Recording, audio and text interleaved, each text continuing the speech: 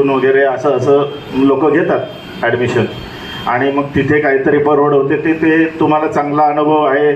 संस्था ह्या करिअर मार्गदर्शनच्या संदर्भात एखादा वेगळा कार्यक्रम अवश्य करेल. परंतु मला फक्त ह्या एका गोष्टीवरती थोडंसं फोकस करायचं आहे आणि आपली रजा घेण्यापूर्वी की हा जो काही विषय आहे 10वी 12वी ग्रॅज्युएशनचा हा आयुष्यातला टर्निंग पॉईंट असतो. कारण आम्ही त्याच्यातून गेलेलो आहे आणि मला वाटतं ॲव्हरेज बऱ्यापैकी आजची मुलं समजूतदार असतील, पण अतिशय वात्रटपणा त्या ज्या वेळेत आम्ही केलेला आहे तो खूप मोठ्या प्रमाणात आहे. काय होतं की तुमची संगत हे त्या वयामध्ये आपली मुलं कोणाबरोबर जात आहेत आणि कोण त्यांचे मित्र आहेत हे मी स्वतः अनुभव घेतलेला आहे.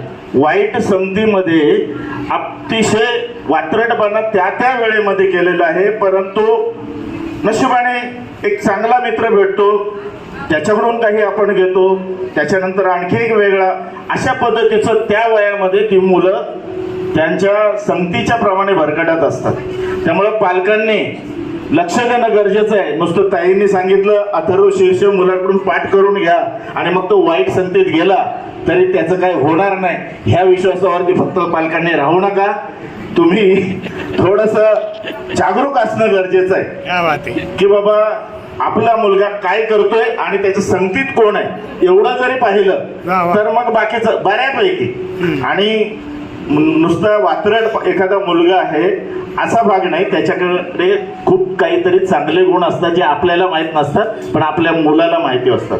त्यामुळं नुसतं आपण म्हणतो म्हणून की तो वात्रट आहे, पण खरोखर त्या मुलालाही माहिती असतं. फक्त त्याचे जे मित्रमंडळी जे आहेत त्यांच्याबद्दल चौकशी करणं, त्यांना त्याच्याबरोबर घरी बोलवणं आणि त्या मित्रांबरोबर सुद्धा आपण ओळख करून घेणं किंवा मैत्री करणं हे महत्त्वाचं असतं, जेणेकरून आपण चांगलं मार्गदर्शन आपल्या पाल्यांना करू.